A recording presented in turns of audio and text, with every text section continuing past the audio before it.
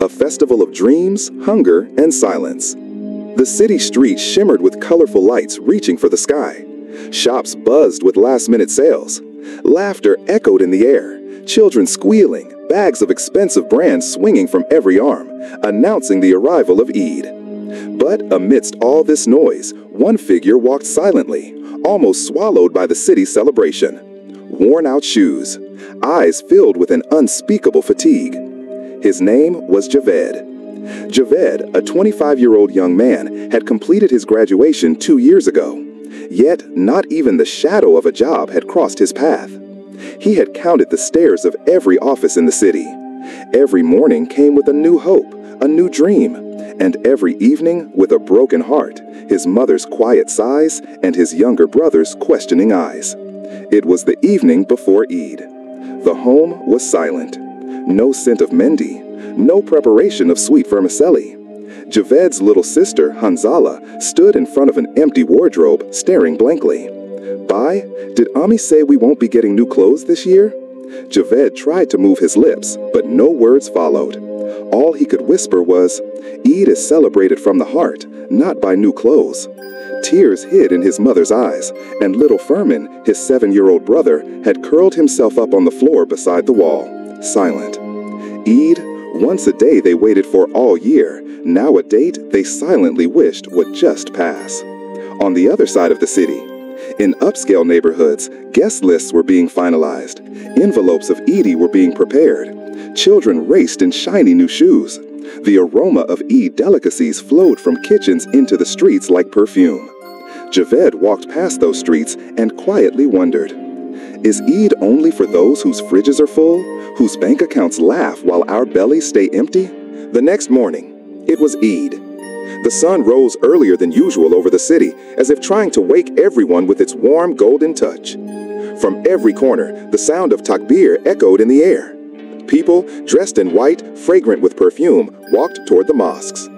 Javed opened his eyes to find the clock striking 10 a.m. No new clothes, no one calling him. The silence in the room was so deep, it felt like time had frozen. His mother stood in the kitchen, an empty pot in her hands, eyes fixed downward. His younger sister Hanzala was ironing her old Eid dress, the same one she had worn last year. His little brother Furman kept peeking out the window again and again, watching the neighborhood children laugh and play, faces glowing with joy. Javed quietly got up, performed ablution, and stepped outside. No Eid prayer, no takbir on his lips, just walking through the city streets with a silence even the morning couldn't break. Along the way, he stopped at a street corner. A line of children was waiting to collect Eid from a rich man standing beside his luxurious car. The man laughed loudly as he handed out 1,000 and 2,000 rupee notes, while the children insisted on selfies after saying thanks. Beside the car, his daughter told her friend, "I wore just 3 new outfits today. I've saved 3 more for tomorrow. Did you get a new braid tie too?" From afar, Javed stood still. He remembered his home, his mother's faded dupatta, his sister's reused dress, the shoes from a warehouse donation, once proper shoes, now worn down into slippers over 2 years.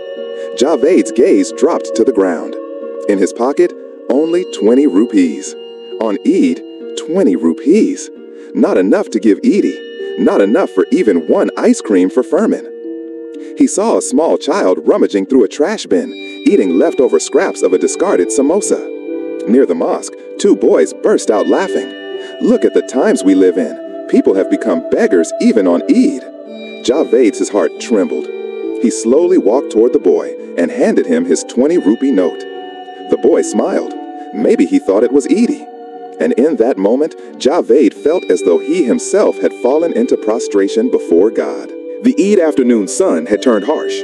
From the upscale neighborhoods of the city, waves of delicious fragrances poured out. Kebabs, biryani, korma, and sweet sevayan. Laughter echoed through the air. Parcels were being delivered, and social media was flooding with photos. Blessed, Eid vibes, new look. Javed returned to his alley with tired steps. The same narrow street, the same quiet walls, the same empty heart.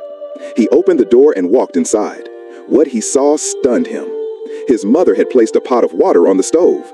No meat, no rice, no sweets, just boiling water. He asked in disbelief, "Ami, are you going to cook something?" She replied, eyes hollow, "Yes, Furman is hungry, so I thought I'd boil some water. Maybe some mercy will appear from someone's door." The words hit Javed's chest like a mountain. He rushed to the kitchen, opened every empty pot, checked every shelf and corner. But there was nothing, not a single grain. Just then, his sister Hanzala walked in holding an old envelope. "Bye, look, I had some Eid left over from last year, 50 rupees. Javed looked at her through misty eyes. It felt like the last flame of hope in their house still burned. With those 50 rupees, he went outside. At the corner of the street, he bought half a kilo of rice, 2 eggs, and a small pouch of oil from a local shop. When he returned, his mother softly said, This is the most precious Eid gift anyone has ever given." That day, the air wasn't filled with just the aroma of food. It was rich with the scent of love, sacrifice, and dignity. The stove was lit. 3 plates were prepared. Javed didn't eat. He just watched. His mother, Hanzala, and Furman. Furman spoke with a grin. "Ami, I'm not sleepy anymore. Today really is Eid." His mother's eyes glowed. Hanzala added, "Bye, if it weren't for you, there would be no Eid today." Javed remained silent. Elsewhere in the city, inside the lavish mansions, people exchanged luxurious gifts, designer perfumes, gold rings, iPhones. But no face held the joy that glowed in Javed's mother's eyes. No sacrifice, no gratitude. Evening was falling on Eid. The city streets were alive, bursting with colorful clothes, shining cars, and loud laughter. Everyone was busy showing their Eid joy, uploading photos on Facebook, posting gifts, outfits, and seviyan on Instagram. But Javed's street was still silent. The walls said nothing, except that, like every year, they were hiding the same painful truth. Javed looked at his mother, his sister silently washing dishes, his brother Furman barefoot in the alley watching other kids' fireworks from a distance. He knew if he stayed quiet too, this silence would live for generations.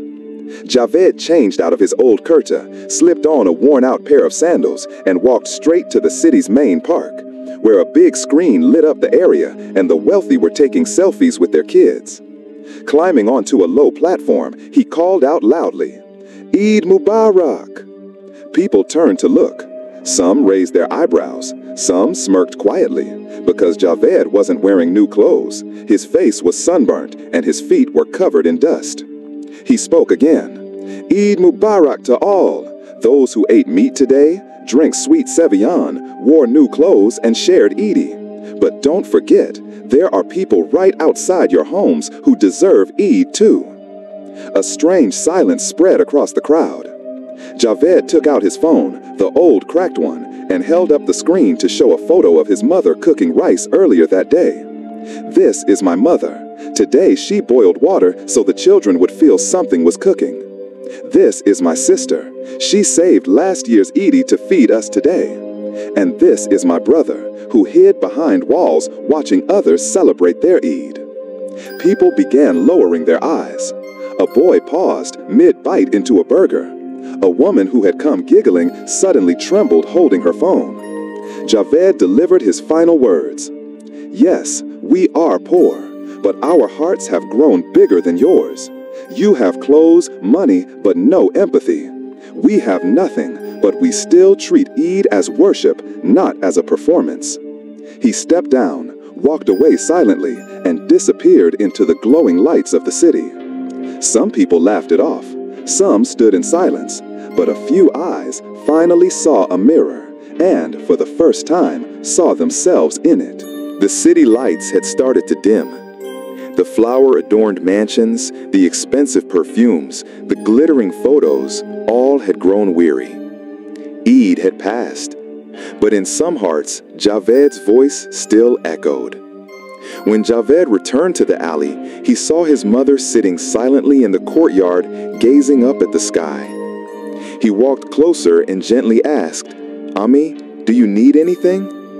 His mother lowered her gaze and said, "No, my son. For the first time, it felt like we actually celebrated Eid, because you broke the silence that had been burying us for centuries." His sister, Hanzala, came forward holding a small piece of bread. "Pai," she whispered, "today, Furman said he wants to go out and play with the other kids tomorrow. He feels like he's one of them now." Javed said nothing, but this silence was no longer a burden. It was the peace that comes from truth. The next morning, something remarkable happened. Those same mansion dwellers who had stood silently during Javed's words yesterday came to the alley and stood quietly. One placed down a bag of groceries, another brought a box of toys, someone brought new Eid clothes. An elderly woman stepped forward and said, "Son, all our lives, Eid was just about clothes and feasts. But yesterday, you reminded us true Eid is the name of empathy. Forgive us." Javed didn't speak with pride, nor did he utter a complaint. He simply picked up the bags and carried them inside. Furman picked up a new toy. His sister wore a new dupatta, and their mother closed her eyes and offered a silent prayer of thanks. The city hadn't changed, but it had begun to awaken. Some people had started looking at the poor with new eyes. Some had, for the first time, realized that the sleeping Eids could be awakened if just one Javed dared to break his silence. And Javed? He still wore the same old clothes. His sandals were still torn. But within him, a revolution had been born. This story isn't just about Javed. It is the cry of millions of hearts who stay silent every Eid, but quietly break inside. No new clothes, no Eid, not even the right to express their sorrow. Think, Javed gathered the courage to speak out. But what about those who silently close their eyes and let Eid pass them by? Are we truly alive if we can't hear their silence? Can any faith, any festival, any happiness ever be complete if the hand beside ours remains empty?